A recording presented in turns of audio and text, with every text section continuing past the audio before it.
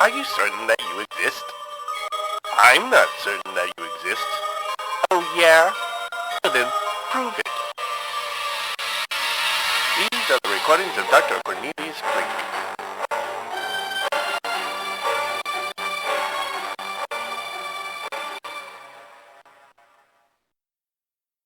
The smarty pants in the Delaware state government continue to mock me. They recently sent me a postcard featuring the word Delaware in big block letters. Inside each of these letters is a hand-painted image of what passes for the sights in that state. Oh, look! Here's a building made out of red bricks. 3 men are standing in front of the red brick building. Oh my goodness, is one of the men wearing suspenders? Well, heavens, I do believe he is. On the back, some Delawarean wit has written, "Come see what you've been missing. Yours truly, Delaware." First of all, sir or madame, your handwriting resembles the cracks in a dried-out riverbed, minus the charm. It's called cursive. Look it up. Second, I've already seen the best part of your state, and that was the sign telling me that I was passing into Pennsylvania.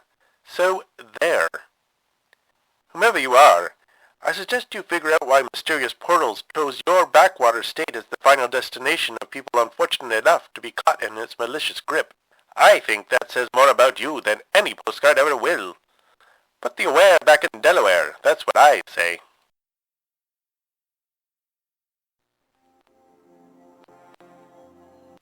I got Miss Weetaboo doing pull-ups and chin-ups using the wooden beams of the cellar ceiling as a substitute for an exercise bar. This is peculiar because A, she is still recovering from a severe gunshot wound. B, she can do more pull-ups than I can despite her injured state and the fact that, as a female of the species, she's not meant to be doing such things. C, my cellar didn't have exposed wooden beams on its ceiling last week. And again, my house didn't have a cellar at all not so long ago, so I suppose the appearance of the beams is a minor quibble in the grand scheme of things. There was also the issue of her manner of dress, or, to be more specific, the lack thereof. She had quite clearly rummaged through my clothing while I was at work and had liberated a pair of athletic pants and a sporting jersey. Aside from the fact that she had taken the clothes without permission, I think we can all agree that they are not the proper attire for a young lady. It didn't help any that the clothing had adhered to her form thanks to the sweat raised by her exertions. And yet, I was the one who was chided. She scolded me, saying that I had seen her entire body while I attended to her wound and recovery. As if there wasn't a world of difference between a man of medicine carrying out his duty and a bachelor being confronted with the lithe and sweaty form of a woman that he is not at any time married. Context, you know. Well, if that scourge wants to mark the cellar as her territory, so be it. She'll just have to come upstairs from now on when it's time for her checkup. She may have won the cellar, but I have won the house.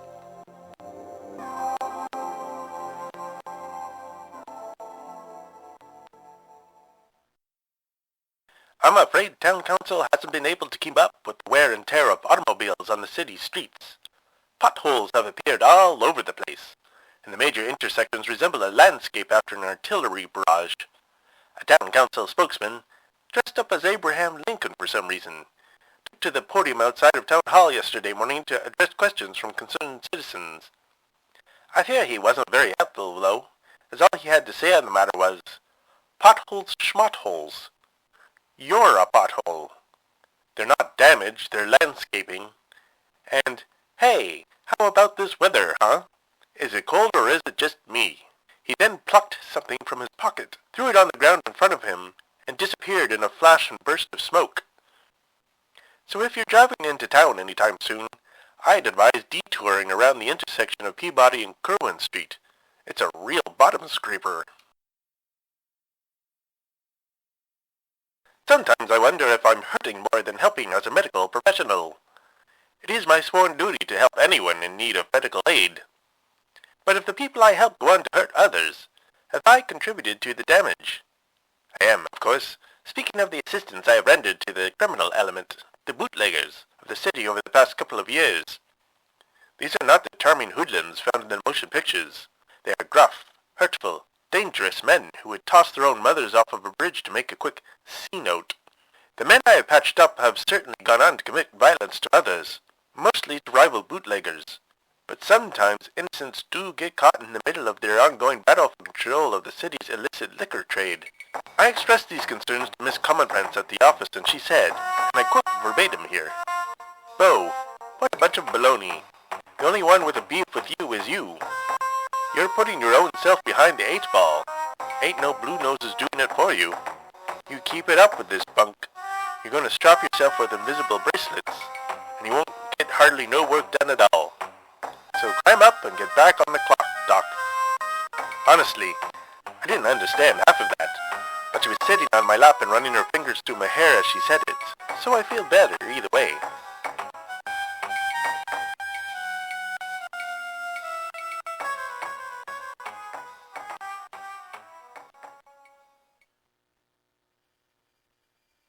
There has been some fallout from the incident at the warehouse I snuck into some days back. By pure coincidence, I'm sure. It just happened to catch on fire during the night. I haven't been out to see it, but judging from the amount of smoke in the sky this morning, it must have been quite the conflagration. Undoubtedly, the fire was set to hide the evidence of the bootlegger gun battle coupled with the attack of building-eating slug monsters. I think the town has become completely cynical when it comes to coincidental fires. Instead of covering up the evidence, the fire has just attracted attention to the warehouse. People are automatically asking, what really happened there? Speaking of, and I'm putting this word in quotation marks, coincidence, the current town council spokesman has suddenly announced that they will be patching up the potholes. All of them. That everybody is invited to watch the pothole patching. "It'll be fun! Pothole day, hooray!" he said, while quivering and wringing his pasty skeletal hands. Someday, the promise of filled potholes will not be enough to distract the people of this city from the truth. But apparently, today is not that day. Everybody is out, watching the potholes be filled. They're even waving little Pothole Day flags. Oh, the little flags are free. What fun!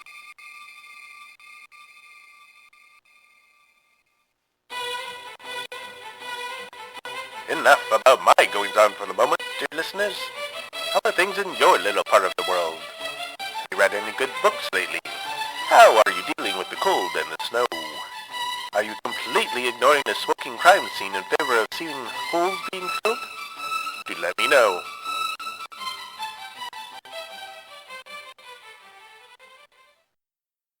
I was asked to pay a visit to Mrs. Grady's 4th grade class yesterday.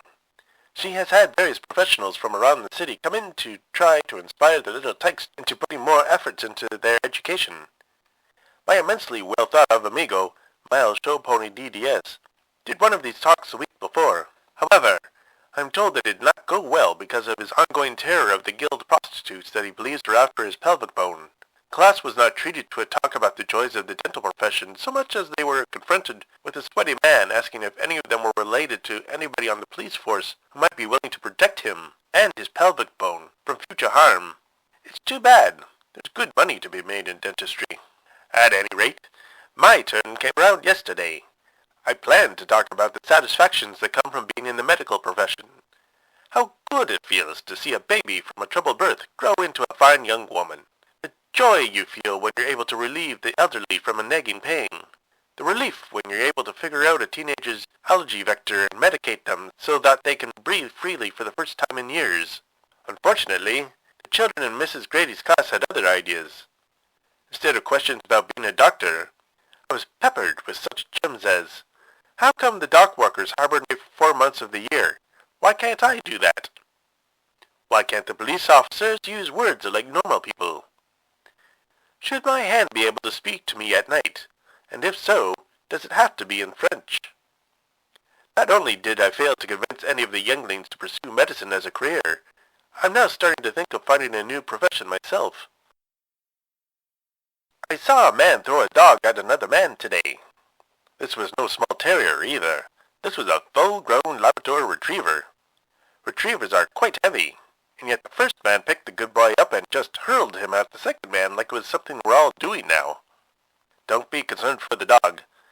He seemed quite delighted by the whole affair, and after cannonballing into the second man's face, He immediately scrambled back to his owner and bounced up and down as if to say, "Again, again, do it again. I did not know that the world could contain such utter joy as my being propelled bodily into the face of a human being. Hooray!"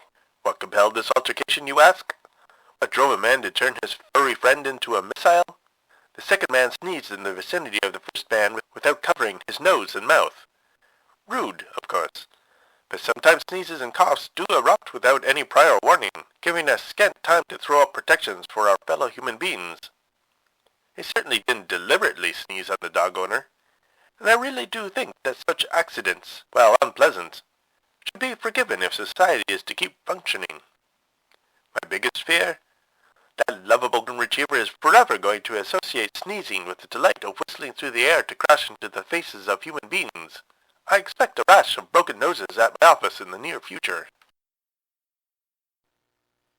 An announcement came in over the radio this morning as I was getting ready for work.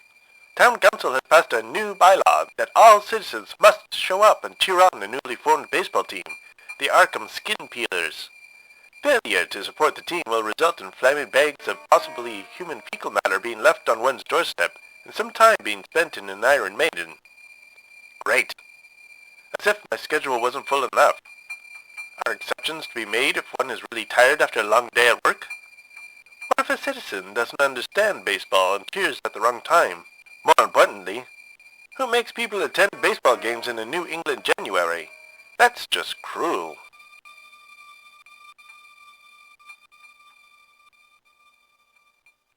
It is evening as I make this particular entry. I'm sitting in my study at home. Thunder is in the air, but it is distant, and therefore bittersweet, like the call of a pleasant memory we can never quite return to. It is warm enough that rain, rather than snow, is coming down in gentle patterns on the rooftop. The sound is soothing, somewhat like a massage for one's temples, but inside my whole being.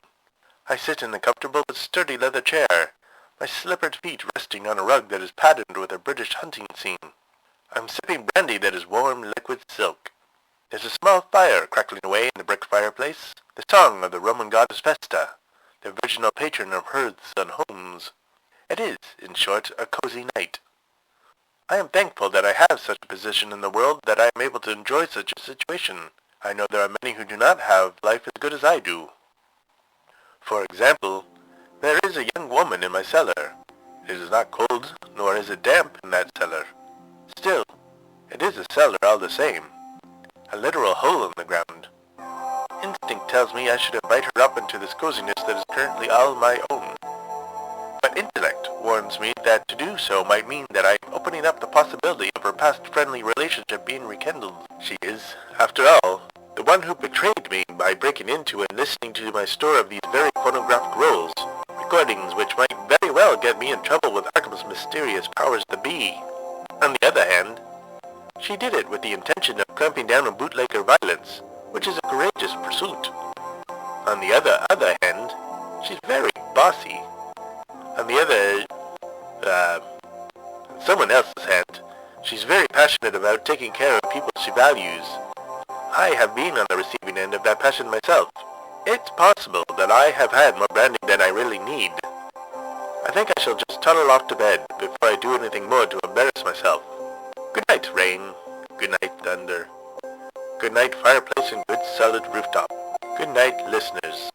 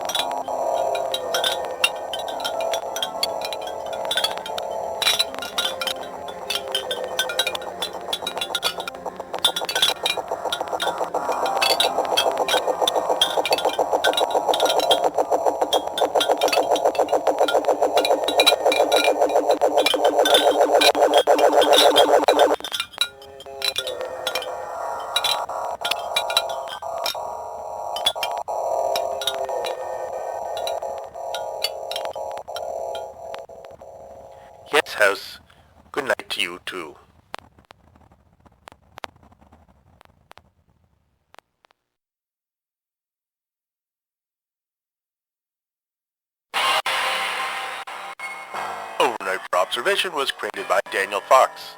Daniel is the author of the Western horror novel